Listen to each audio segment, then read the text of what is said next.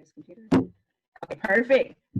All right, Unika, we are live. We are live. Hey. And we have shared. I'm going to share it in one other place, so that the people can see us. You can, people as they come on, they can definitely share this to their friends. Okay. Yes, and I also did make sure that I posted it in my Instagram as well as on Facebook. So hopefully they join on to Zoom or join on to Awesome. Join on to one of those to watch. Well, Unika, you know, we had a very popular conversation last month, and the people wanted you back. And so Yay! I got some good feedback from a few friends who were watching, and they said, like, you just gave them some really good insight and some tips about what they could do right. You know, Yeah. we were speaking more so about transitioning out of COVID and the pandemic and what things were going to look like. Mm-hmm. Oh, hey, I want to say hello. I see a few people have joined, and I just want to say, hey. We Hello. are Unika Nelson about sex. And so, Unika, introduce yourself and tell the people a little bit about you. Yeah, absolutely. Well, thank you guys for having me, or thank you rather for having me again and hosting this and thinking of me. It's an honor. So my name is Unika Nelson. I currently reside in Atlanta, Georgia. Have been here for a number of years now. And one of the things that I do is I'm a social worker and I'm also a sex therapist. So I went in school, I went the clinical mental health route of social work. So I currently work now at a veterans hospital. And then in addition to that, on the side, I do sex therapy as well. So I do various like talks for different like programs, different outreach things, different kind of conventions that people invite me to speak at. So I'd love to talk about the topic of sex. It's always very enjoyable to me. It's always fun. So, and I have been a therapist for, oh my goodness, it's been like 12 years now. It's been a long time. Oh my goodness. Yeah. Yes. Hey, Vanessa. Hey, Q. Hey, Brandon. Hey, Ty. Oh my God. So Unika, what I want to do this time is we kind of did surface level talking about sex last time. And like ideas about what they can do to spice up their sex life. And we gave people ideas of, addressing some issues they may be seeing. So I want to kind of go a little deeper this time in our conversation with Sure. And one of the first things I want to do is I do want to acknowledge the climate that the media has shown us, and that we are very much aware of the transgression against our people of color, our Black people, our Black men, right, and law enforcement, and each other. Like it's a really hard time. And so I want to acknowledge that and let people know we're not ignorant to the fact. And so, and I also want to use this platform and opportunity because we often find people use sex as a means of release. They use sex, sometimes I would say inappropriately, and because of the stress that they're encountering in everyday life. And so let's talk about it. What are some of your thoughts when the topic of the stressors of life come up? I mean, I'm glad that you definitely brought that up. I mean, I think we're all feeling it a lot right now. I know I had a particularly difficult time with it yesterday, and I had to really unplug myself. I had to unplug myself from social media and kind of take a break, because it really does, we already have stuff going on with COVID-19 and I think we're at over 100,000 deaths now and just in our country. And then on top of that, seeing these horrific videos, that doesn't help. I mean, it was terrible. So as far as with stress, I mean, honestly, stress is one of those things a lot of people sometimes won't even know that they're stressed out, because it just won't, it would just not cross their mind that they're actually stressed out and they just don't take a second. I think that being with having coronavirus has kind of forced us to kind of take a beat for a second and sit down and kind of really reflect on all the stuff that we have going on in our lives. And stress, yes, I agree. People can use sex as a unhealthy tool for coping, because on one hand it is a healthy tool for coping, right? Like, you know, you have your partner or whoever and you, that's the way you kind of de-stress. But then also it could be very unhealthy, especially when you start getting to unsafe sex practices and start using that just as the only way that you have ways to cope with. Is that your only thing you have to cope with, and you're not addressing the actual needs of what is causing your stress in the first place. Wow. So yeah, you're absolutely right. It is one of those things. And stress definitely, most of us already know that stress physically, it takes a toll on your body. Oh my God. Your Say that again. It takes a toll. It takes a tremendous toll on your physical health as well as your mental and emotional health, you know, and that can affect your libido. And that stress in men can actually decrease their testosterone, which then decreases their libido. For women, it can reduce certain hormone levels that also can reduce the libido. Okay. So For those who may, I know we're talking to an adult audience, and we. What is libido? Your libido is like your sex drive, right? So your libido is kind of like, I don't know if y'all, this is like a silly reference, but I don't know if you guys have watched Austin Powers when he was like talking about his mojo. Yes. He had his mojo. So that's what it is. It's like your sexual air about yourself, your drive, why you feel sexy, why you feel horny, why you get turned on. So it's all of those things. That's your libido. So there is a way So to actually increase your libido and decrease it, is what I'm hearing. yeah, so it can. Stress can increase your libido for sure. One of the things that's fun, no, I won't want to say funny, but one of the things that I've noticed is that, or interesting rather, is that a lot of grief stress, a lot of people tend to have sex with grief stress. Like I don't know if you've ever heard of people saying, oh, the best time to hook up with people is at a funeral, because Wow. everybody's kind of in like an emotional place, and it's they want to have that grief stress and that grief sex to mitigate that stress. So that's one. So yeah, I mean it's interesting. It can definitely increase it and decrease it. Uh-huh. So it really just depends what you have going on. Wow. Hey, okay, I see Sherry and Jessica join. I see Andrea. Hey, Andrea. I see Charlize. I see Brandon. Wow. So let's get a little bit into libido. We know grief stress, like you said, and it's amazing. Like it is true. Like when people are grieving, and I think it's because I'm not a therapist, but the connection that occurs in two people when they actually physically join. Sex is a connector. Like, Correct. I mean, I don't know if you've ever been, or the people who are watching, there's been a moment when you just, they hit that moment and it was like you were in bliss in heaven. It was just y'all two. You don't know what happened. That was a connection. Correct.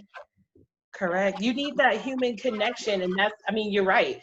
So sex is a connection, and that is why, you know, I always go back to, that's why it's always interests me about sex. That's one of the aspects that's always interested me about it, because you have yourself and then you have your sexual self, and who you present to the world is not, you don't really necessarily present your sexual stuff to the world, but you look for that connectivity. You're looking for that human touch. You're looking for that interaction, to be kissed, to be held, to feel secure.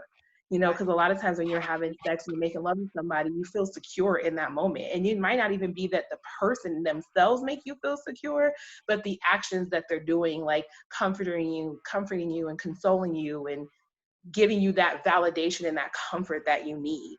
And so, yes, that's why it can be abused. That's literally why it can be abused, because what can wind up happening is, if you're always seeking that comfort in everything, which is not bad. I mean, we're human beings. We're supposed to have human touch, human connection. That's what that's who we are as people. But I guess the negative side of it will happen when you try to find your comfort and your connection and your love in other people, and you don't have that self-love for yourself. and that connection and that love for yourself, and you're constantly going to other people for that validation. Self-love. Wow. Yeah. Okay. Yeah. Let me do something really quickly. Yes. And I see we have a draft. Exciting. Latoya, if you can mute yourself, that would be super awesome.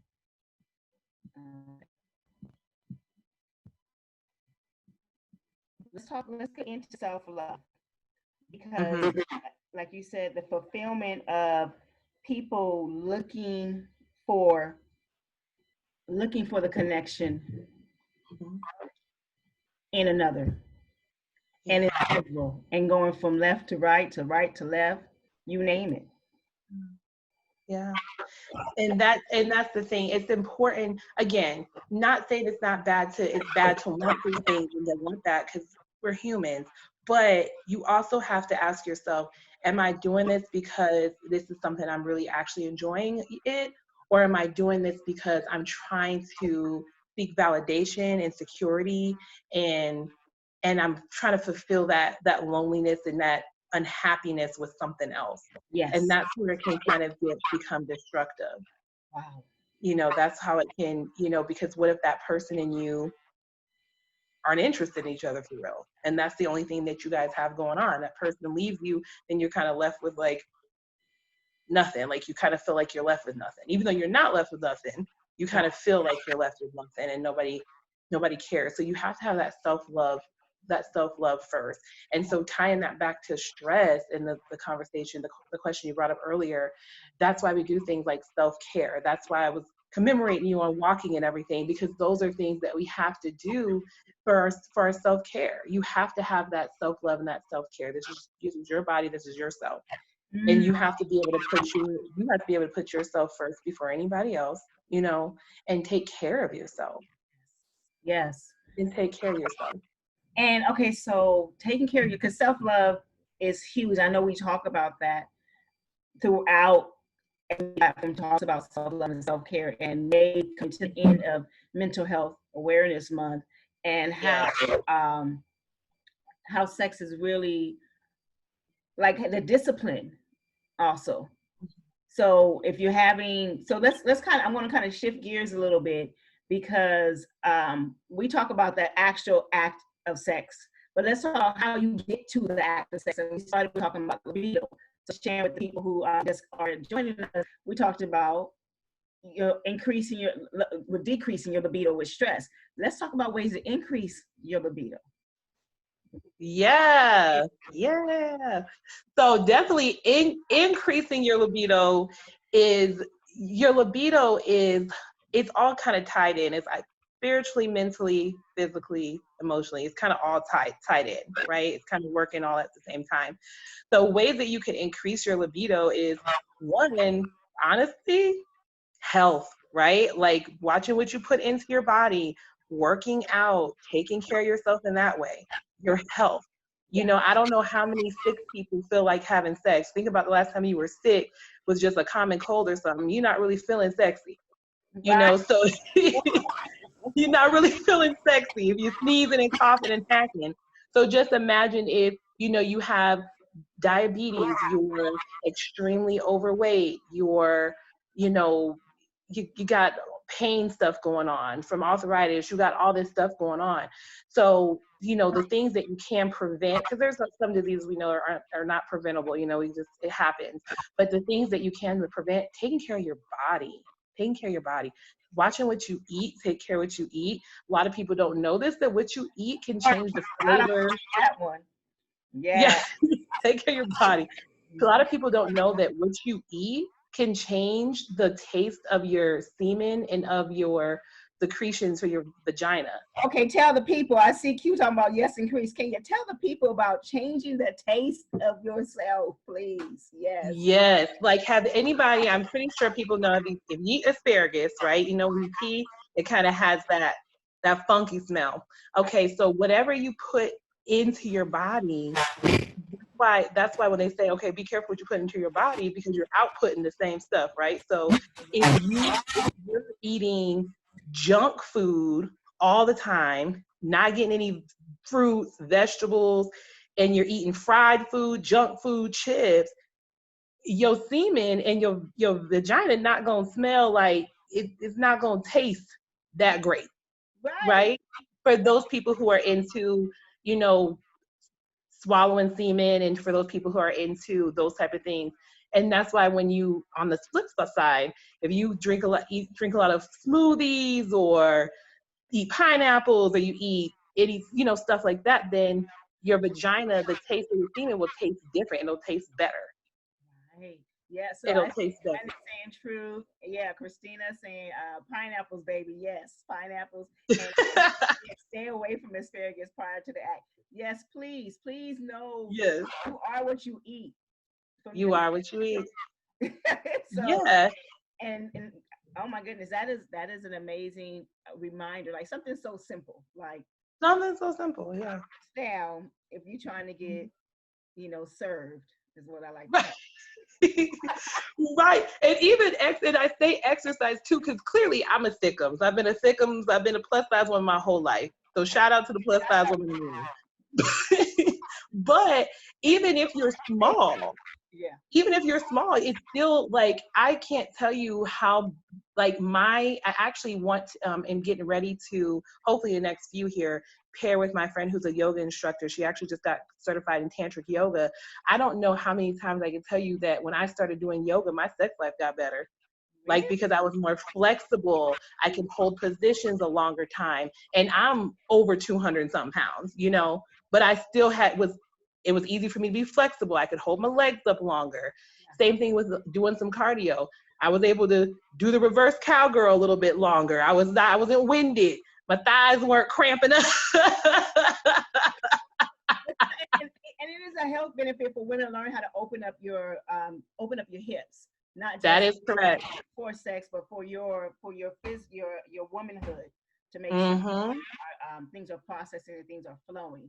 So Absolutely. I learned that in yoga also. Yep, absolutely. Even Kegels, that's a muscle people, the females Yeah. sometimes fail to work out. So even doing Kegels, sucking in your vaginal walls, you could do it sitting right now, like sucking in, holding it for 10 seconds, maybe doing that 5 or 6 times. That helps a lot. Not only because it's a muscle. I see, Christina. Yeah, so flex. So I remember reading an article maybe about 20 years ago of a woman who was 80 plus years old and just limber and just full of life. And she said one of the first things she does as a woman, I'm going to suggest to other women, she gets up and she stretches. Before she leaves the bed, she's stretching. Like she's stretching her arms, stretching her legs. I mean, when I was in a relationship, he used to be like, "What are you doing?" I'm like, "I'm stretching because I want to be 80 and firm and looking right and feeling right. So let me go ahead and stretch these legs before I move and open things up." I'm just saying. So yeah, so Absolutely. stretching is huge for your muscles and movement and just get up and move. That's why one of my hashtags when I work out, as you see, is like you got to move and move it. You got to move Yeah. it. Even if you eat right, get up and move. Move your body. Get that circulation going. So let's see what else. So we talked about increasing your libido. Definitely can do it with some food and correct eating and correct mindset. Let's talk about. Ooh, and so I want to tell the people that are watching, say hi guys, hi everyone. If you have questions, if you have comments, if you have thoughts, please continue to share them in the chat with our watching. I got the mute part. Okay, perfect.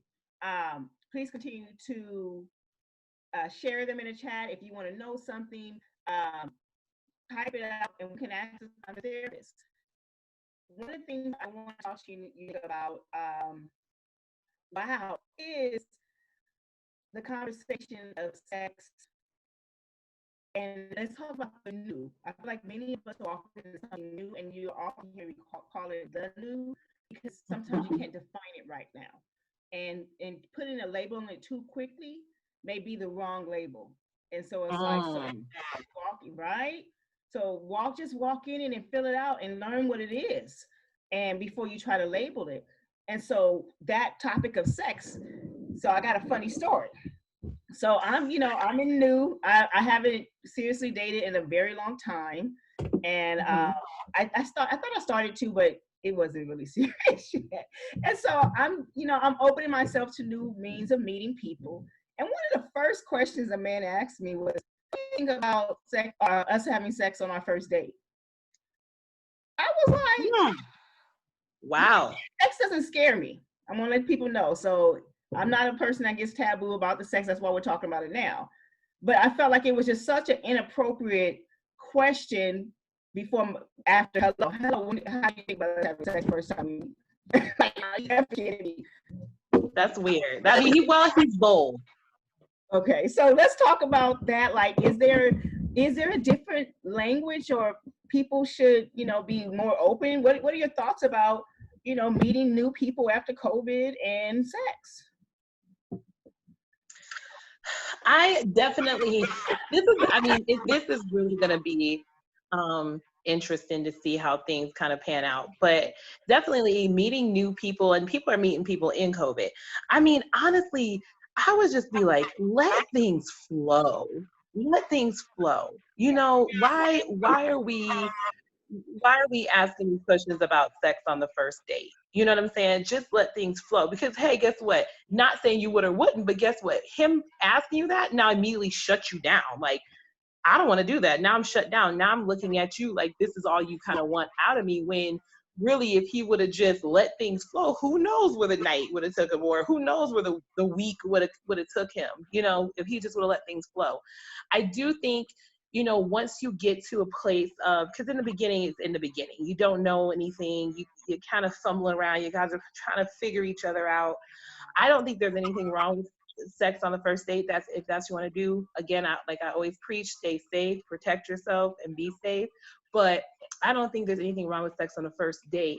I do think that there is still going to be a stigma. That there's just a stigma. I don't think it's ever going to go away.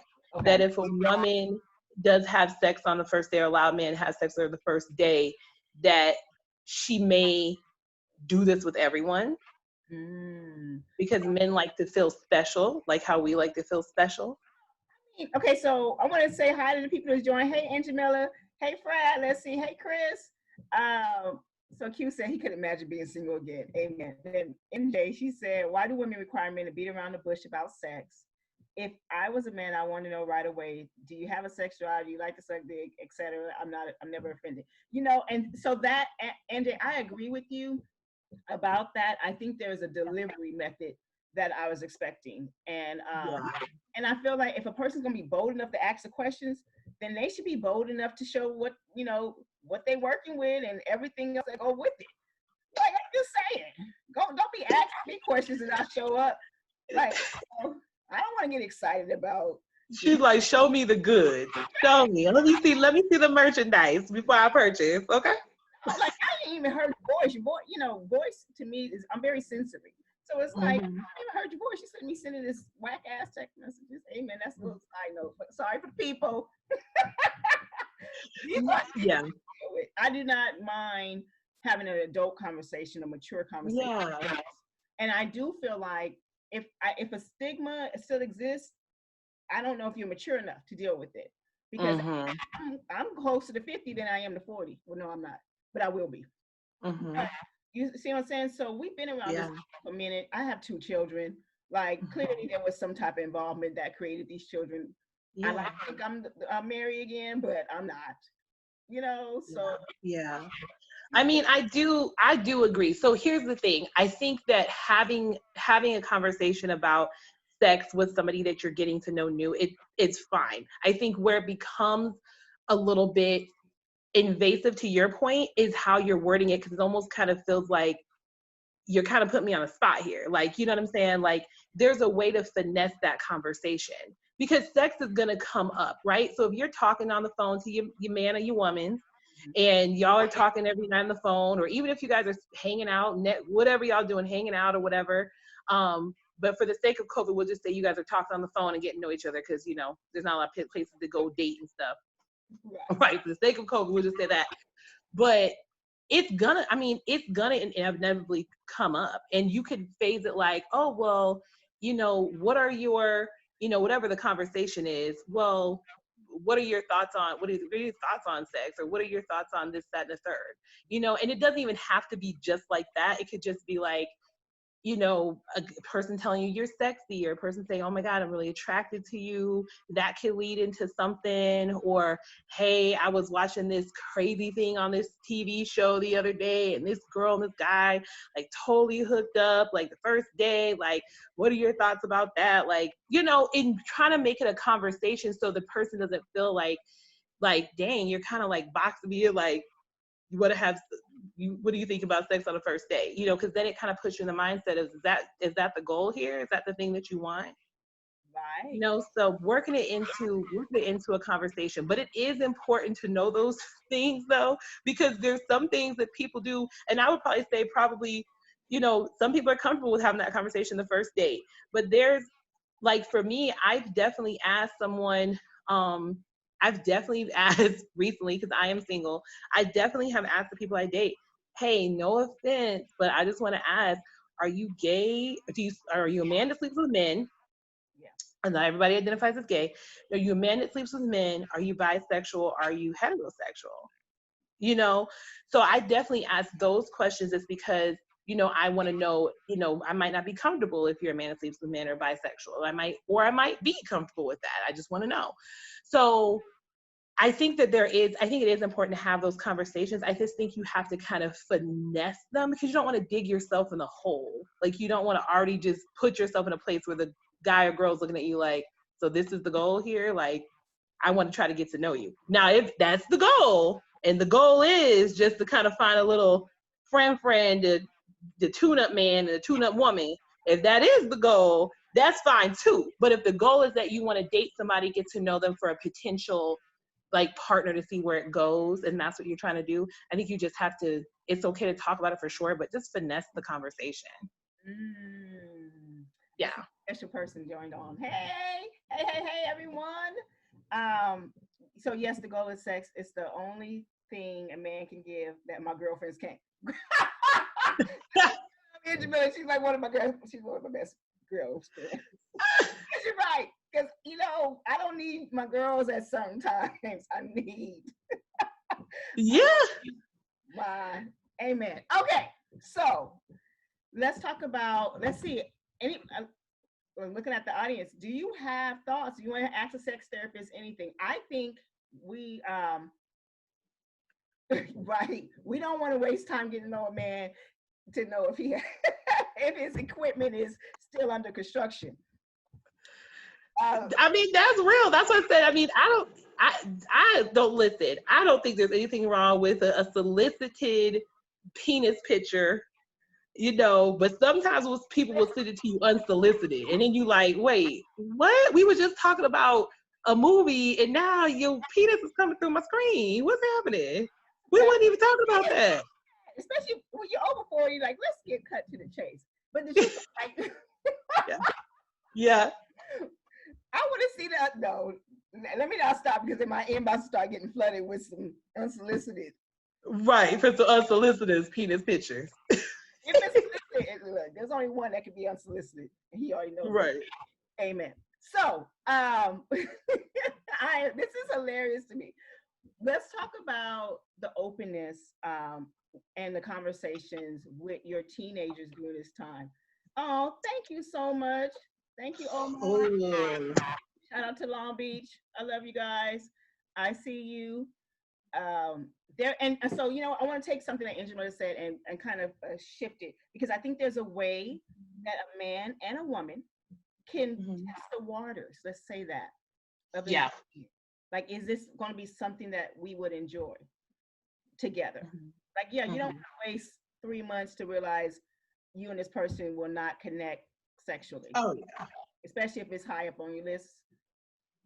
It's high up on my list. Yeah. But I also don't want to make sure that I don't engage with someone and make a connection with something that I need to untangle from later. That's a good point.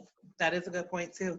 And I think testing the waters, I really like how you said that, because testing the waters, again, there's nothing wrong with that. There's nothing wrong with having those conversations. It's also not even anything wrong with engaging in a sexual act with somebody because you just want to know if there is a connection outside of y'all's conversation. Because there, I've talked to clients before that are whole married, and somewhere along the line they became unattractive to their husband. Or I've been talked to women before who they love their boyfriend. Oh my god, he's so awesome, he's an awesome guy, he's smart, he's funny, makes me laugh, he's fun, but he doesn't know how to have sex, or he has sex with me too rough, or I feel like the first time we had sex, I accepted his penis size was small, but it wasn't good. Wow. Yeah. Shout out to Lulu. Yeah. So to me that sounds like a lack of communication. Mhm. And I would Mhm. say that some of the best sex you have is to communicate. The one that you Yeah. are openly expressive to each other about what you like before and during the act. What would you say? I agree 100%. I think because, again, like I said last time, and I'm a firm believer in this, sex starts way before the act of actually having sex, right? It's the foreplay, it's the flirting, it's the conversations, it's all of those things. It starts before the actual penetration, or whatever the sexual act is. It starts before that. I 100% agree. I think you do need to absolutely tell your partner what you want, especially if this is somebody you want to be with. You know, especially if it's somebody you want to be with and you want to be with this person, you kind of almost owe it to them to tell them what you want, because I'm pretty sure 9 times out of 10 that person wants to pleasure you. You know, Yes. he And wants give a he hint wants to to the fellas. pleasure you. I'm gonna give a hint to the fellas. Your tone can set her off completely.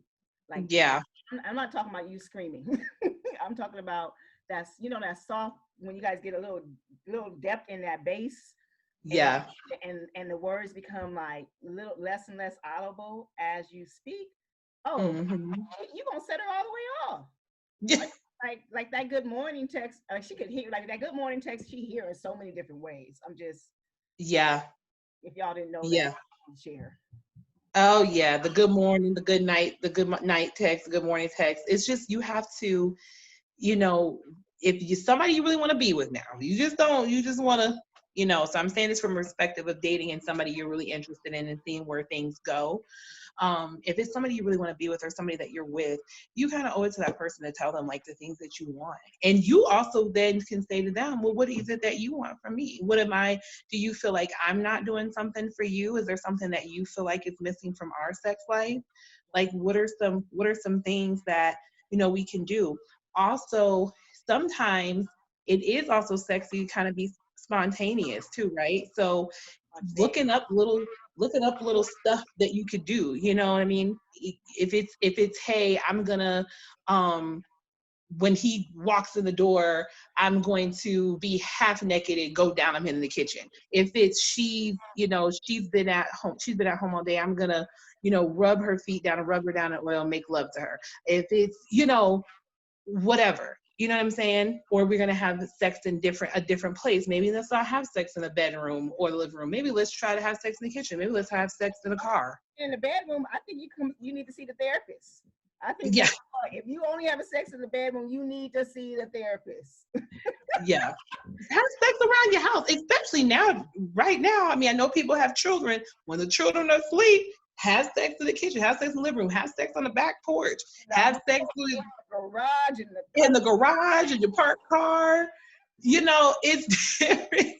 It's different places to have sex that you can make it fun and entertaining, and that can be spontaneous within itself, and that also will bring up a conversation, right? Will kind of naturally bring up a conversation. Dang, babe, you did that. Like, what brought that on? Like, where'd that come from? right. And then that can spark a conversation. Now, and I see one of the comments. Thanks, Angela. I definitely want to talk about that. She called them trap setters, but I'm going to talk about it in a case of women and men. There's some that actually don't like sex, or they're satisfied with once a month, I can't understand it at all. I'm gonna let the therapist speak on that. But they get into they sell themselves as, this is what I like to do, and then you're in a commitment with this person, and performance decreases because it's not their genuine nature. So, have you had those Yeah. experiences with some of your clients, or what would you tell I've had people? yes, I have. I've had, and the interesting part is it usually, when I've had that conversation, I take that back. I was gonna say it's mostly the men complaining about the women, but I Mm, take that back because there are a number of women that I've actually talked to that feel like their husband or their partner, boyfriend, whatever, is sex drives doesn't meet their sex drive. let's talk about the It, men first complaining about the women, and then we'll talk about women complaining about the men. hmm hmm So the majority of the sometimes people just don't have a high sex drive, right? So some people are just, not everybody does, and not everybody has that, like, that high libido. So to that person's point, yeah, I can only have sex once a month. I can only have sex once a week. So, Sorry. and sometimes that derives from trauma, past traumas. Sometimes that also derives from self-esteem. Sometimes there's medical conditions that's going on, or sometimes you just have lost that connection with your person, and Yeah. you're having a hard time finding it back. So with the men, I've noticed with the men, when they would complain, it would be, well, how do I, always the question is so funny with men. The question is, how do I make my girlfriend, wife, partner want to have sex with me more? Mm. How do I get her to want to have sex with me more? Because she won't have sex. So how do I get her to do it? I'm like, well, first of all, Genuine question, because one, they're mhm, asking like, "Hey, I'm not trying to go somewhere else. I want to be with mhm, this person." And I see Q. He said that because he thinks his sex drive is higher because he works out more, and I think that's true. That's one of the solutions. I'm guessing that you would say is like, "Hey, you guys need to work out together." Ooh, but that to me is an honorable man to say, "Look, I'm trying to engage with her, and what can I do?" And I think women, we need to acknowledge that. yeah, yeah, because he's trying to meet you where you're at, but he's also letting you know, hey, I've tried to be okay with it, but it's not okay. And I need to figure out what I need to do. And a lot of times I'm like, well, I'm not going to say, when they say, how do I get my wife to have sex with me more? The first question I always pose back to them, well, have you had a conversation with your wife about your sex life? Right. That's Have good. you guys have you even brought that up? Does she even know what's a problem? Mm. Does she know that it's a problem, or are you doing the things where you try to come on to her and she turns you down, so then you're like, okay, F it, I'm tired, I'm just gonna let it go, I'm just not gonna say anything because she's not in the mood, and I'm just gonna stop trying. And then you get into dangerous territory by that, because then you continue to drift, like we were saying way in the beginning, that connectivity and stuff, that time that kind of it gels everything together, you start to drift away, and that's when there starts to be some problems. So my first question to pose back to them is, well, have you had a conversation with your partner? Because the thing that I think a lot of women, what we fail to realize is that men are sensitive, if not more. Sorry, men are sensitive, if not more, than us when it comes to self-esteem and self-confidence. It's a confidence shot to him that his girlfriend, wife, doesn't want to have sex with him, or doesn't want to go down on him, or doesn't desire him, because you feel undesirable. And then you feel like, and then back to the libido, that will decrease your libido, because you're like, dang, something's wrong with me, because Wow. my partner doesn't desire me anymore. And so now I want to switch to the girlfriends, because that's Hmm. huge. I think when you have a girlfriend, like you guys have a close connection relationship, it is your duty to make sure your girl knows to satisfy her head. That is a limit. I know. I'm not saying you teach her, but I know, like, we have conversations about giving head. We have conversations Yeah. about, doing things to your mate. Not, I'm just talking about Joe Blow on the street, but I'm talking Right. about a person that you're supposed to be connected with, that, like, Yeah. you'll find out, like, oh, you know what? I never thought about that. Let me try that. That's girlfriend talk. That's the kind of girlfriend talk you should have, at least, I would say. Yeah. Not sharing all Yeah. your business, but just, hey, this was really fabulous, or this was fantastic, or we found a spot and got it on. And it's amazing how many. I remember. Okay, I don't want to go on a tangent, but I remember a reception. She was older. She was in her 60s when I was like in my early 20s, and she was like, and she said, "Let me tell you, with me and my husband, we go to that garage, we get in the car, and we get it on." And I was looking at her like my eyes got all big, like, wait a I'm minute. not mad at her. Yes. Be afraid to have pleasure with your mate. I was like, oh, okay. Mm-hmm. So, Yeah, I mean, especially if this is somebody you're gonna, be with for the rest of your life, or be with for at least a while. You know what I'm saying? If you guys aren't married, at least you're gonna be with a while. Then yeah.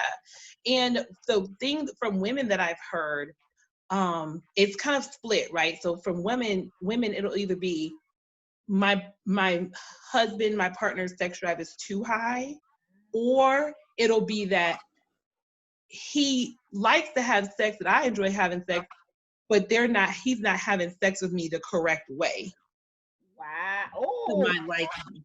okay. The To my correct. liking. Okay. Right. Liking. So again, going back to communication, Mm-hmm. and Yeah. that being key. We're going to talk about relationships and communications. This is a plug. Next Wednesday, we have a special edition of part 2 with relationships and communications featuring Jason Marlene Hannons and also with special guest Andrew Gee and Frank Oliver. So tune in next Wednesday, special time to see the pod come out tomorrow. And I mean, but go to communication. Yeah. I mean, it's almost to say that to me, it's a turnoff if I cannot communicate to a person that I either intend to have sex with or I am having sex with. Like if we Mm-hmm. can't talk about, many things. To me, that's where it starts. Like you turn me on when we start. I shouldn't. I probably shouldn't tell people this. She said, I forgot where I was for a second. Because I'm about to tell all my business. But communication is key. It's important. It's like I value words, and it's like if you cannot talk to the person that you are sleeping with, then maybe you should reevaluate why and if you guys should continue meshing together. I absolutely agree. I think that I always said that everybody likes to have sex, but not a lot of people like to talk about it with the person. But you're already having sex. So why didn't want to talk? And it's so interesting to me. I think it's because people, well, not even I think, the majority of people I've talked to, it's because they're embarrassed. They don't know how to approach it, and they don't want to feel judged by their partner. They don't want to feel like, okay, you're judging me. And so I think we owe it to ourselves, men and women, um, to give your, in any, I mean, and not just with sex conversation, but even just any platform, give your partner an open platform to feel comfortable coming to you to have these conversations. Because if I don't feel 100% comfortable, maybe it's because you've not provided me that space, that supportive space in the past when something was brought up. You didn't hear me out, or you were judgmental, or you got defensive, or, be open to giving them an audience, a supportive audience to what they're going through. And then, yeah, they will be a little bit more willing and open to talk to you. What are some ways that people can do that? What are some ways that they can create that openness so their partner Yeah. can talk to them? Yeah, I have told people that what the best way to do that is really honestly in every aspect of your life. So one of the things that you can do is what we do in therapy. What we do in therapy is we do active and support, what we call active and supportive listening. And so basically what that looks like is you're allowing that person to talk without any interruption. You're giving them kind of those nonverbal, like, okay, those nonverbal kind of things to get them continue to talk and let them know that you're listening to them. And then you're also saying to them, okay, once the conversation's over, okay, I see where you're coming from, and I hear you in that, but also, so this is how I feel about that. So you're validating their feelings, but then you're also inserting how you feel about the certain topic as well. Not over talking them, not, and not getting so defensive. A lot of times I think when we hear that, if you say to your partner, hey, gosh, when you have sex with me, can you kind of slow down a little bit, because I really want to feel you, but we go so fast that I really want to enjoy it. Can we slow down a little bit? And sometimes people, men and women, will automatically get defensive. Well, I did that because of it. But it's not. That is a time that your person is being very vulnerable and telling you something they don't like, that's very intimate to you all, to the two of you. And so it's important for you not to shut them off and cut them down, because guess what? Next time they're probably not going to say nothing. You know what I mean? So providing that active listening, that supportive space, reflection. Hey, I hear what you're saying. I understand what you're saying. And I want to honor what you're saying. But I also want to tell you how I feel too as well. Like, I also want to share with you what I'm going through, or why maybe this is going on. So kind of given that space, being a little bit of a therapist, a little bit. Okay. Good tips. Hey Sandra, see she joined. Hey Tiffany. Hey Aaron. Aaron's talking about trisex. Get excited. I don't know if he means 3 people or what he means. So maybe we should. Okay. Okay. So, woo, is this good? Is this helpful? I think so. I'm looking at maybe also giving. We have a few more minutes. I want to give the people an opportunity to share anything else they want to see enlightenment about. But let's also talk about creativity. But before we talk about creativity, let's talk about you, because I do believe that sex is a natural function in your body. Excuse me, not sex, just say, let's talk about maybe your libido. Like, your sex drive comes alive naturally. And boys see girls and girls see boys, and there has to be a language of communication with responsible adults and youth, not to shun them, but to open up that dialogue. What do you say? You talked about adolescents, kids, or just youth, period, youth in general? I would say both. I would say, when they start realizing that, yeah, you got a penis and I got a vagina, or this tingles. Yeah. Absolutely. I'm glad you brought that up. It's funny because a number of my friends have little boys and little girls, and we're talking about infants. And so, they're not there yet, but once they start getting to the little 2, 3, 4-year-old stage, they start to discover their vaginas and their penises, and start yanking on them or touching them, or having their hands in their diapers and stuff like that. And then of course it continues as you go. The development continues as it goes on.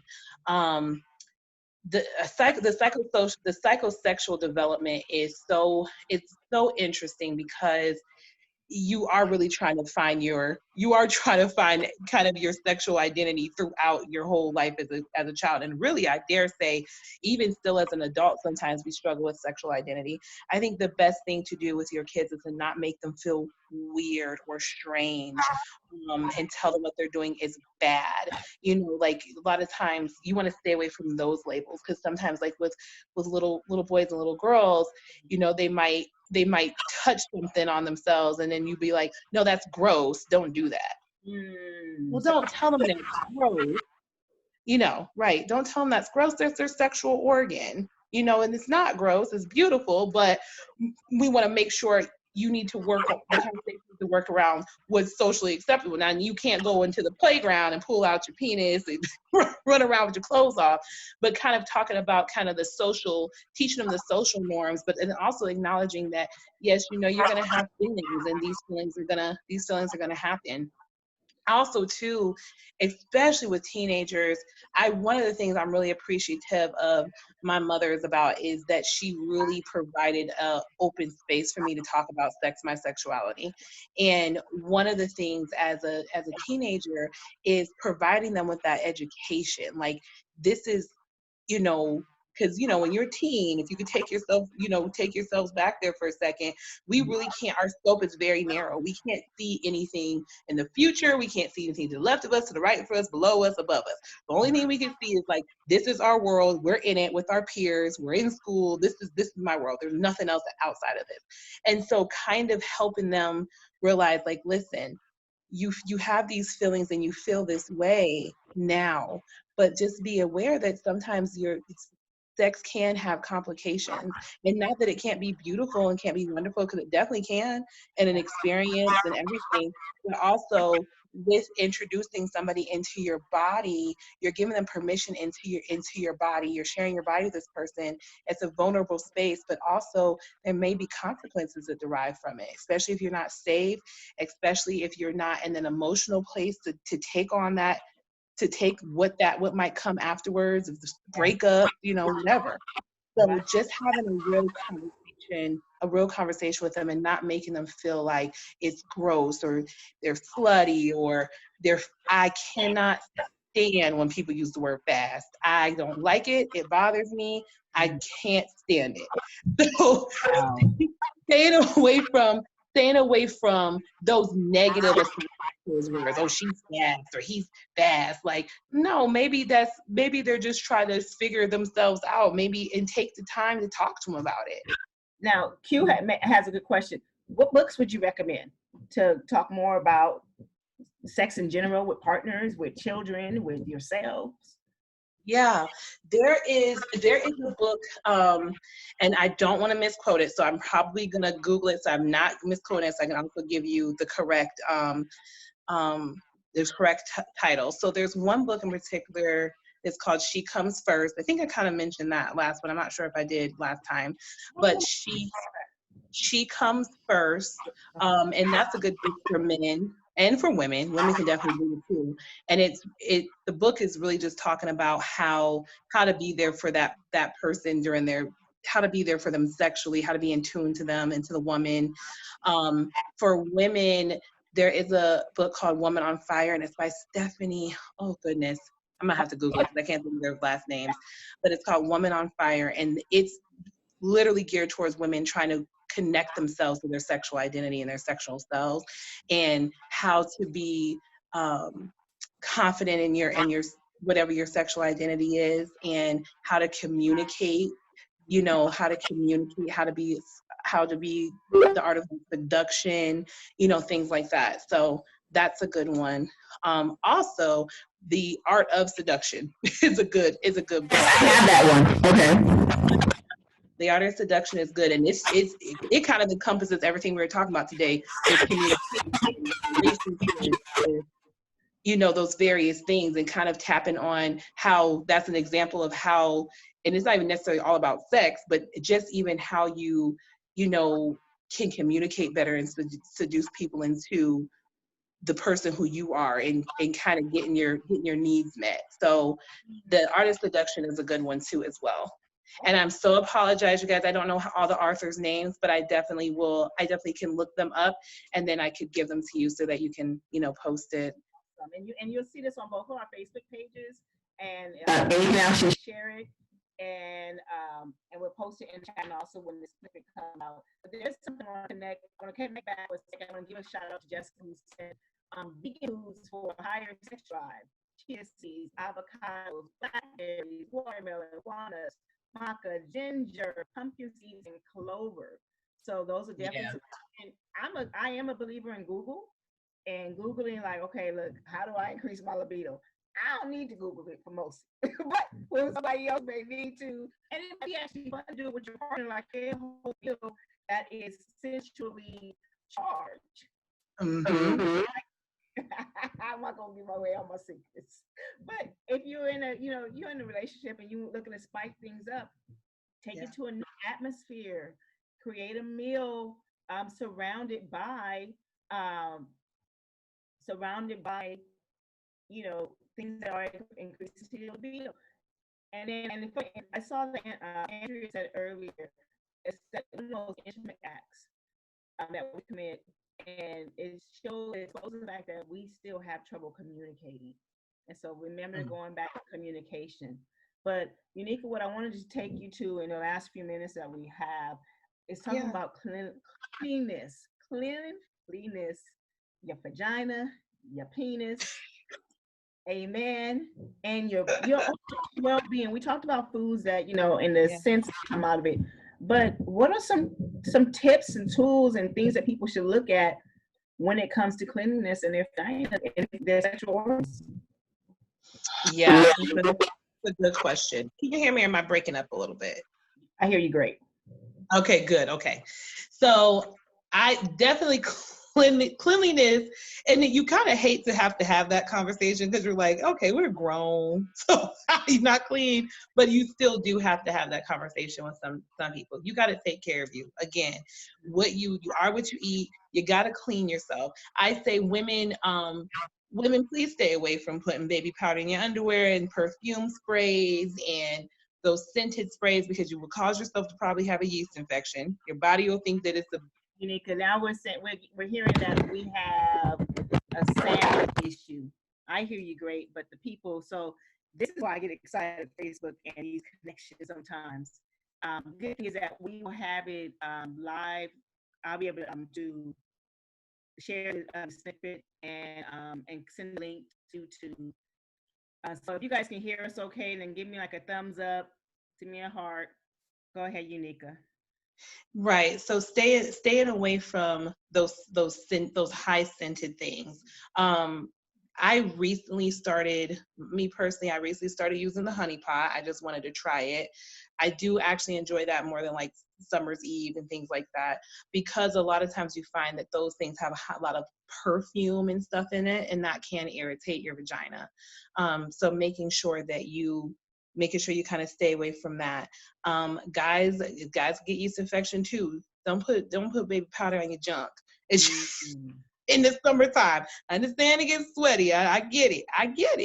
But you can cause yourself to get a yeast infection as well. Because a lot of times people don't know baby powder has cornstarch. Cornstarch is a sugar. So your body it'll think something's wrong. It'll try to fight it and send white blood cells. That's why you get yeast infections and stuff, because it'll think he's trying to fight something off, a bacteria off or something. So making sure you just keep that area clean. Give some breathable panties, especially it's about to be summertime, ladies. There's some breathable panties, some cotton bloomers, cotton thongs if you want to wear cons. Right. No Take panties. it. No panties. No panties and sundress, but be careful not to be sitting on strange surfaces. Don't sit on strange surfaces.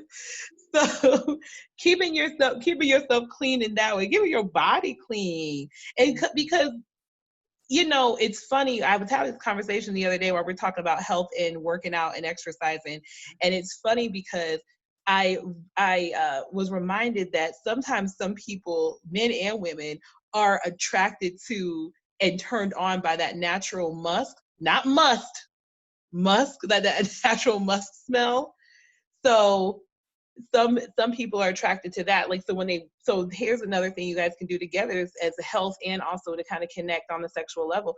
Work out together, do some yoga poses together, do some workouts together. Have him hold your feet while you doing sit-ups, have him hold that when you doing your sit-ups, doing some workouts together. Because some people get turned on by that kind of sweaty, sultry smell, that musk smell, and that can introduce and bring up sex, and you still are being healthy. You still are being healthy. You're doing something to interact with your partner. But yeah, absolutely, keeping yourself clean is important. Make sure you go to your regular appointment. If you got an OBGYN, men, go to your doctor. Keeping yourself healthy all around and keeping yourself clean definitely makes for a much better sex life. So Unika, I hope they can hear me now. They hear you fine. It was my sound on my side, but this is our time. And so where can the people find you? So you can find me on Instagram at Sexuality is a Journey. There's going to be sexuality_is_a_journey. So I can be reached there. That is my Instagram page. So that would be the best place to get a hold of me. I actually am going to, I will be on tomorrow evening. Tomorrow's Friday. Yes. I will be tomorrow evening doing a sex toy review. So I want to talk about some different sex toys that, because a lot of people aren't having a lot of one-on-one partner sex. They have it themselves, especially now. So I wanted to do some sex toys reviews, and I also wanted to take that time to hear back from people that have used different toys that they recommend and things like that. But I wanted to have like a dialogue about that, so I will be doing a sex toy review tomorrow evening. Unika, I'm so grateful for you. Thank you for sharing your space and your time with us.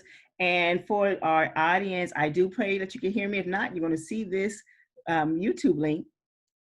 Let us know what you want to see next. What do you have in mind? What are some things you want to share?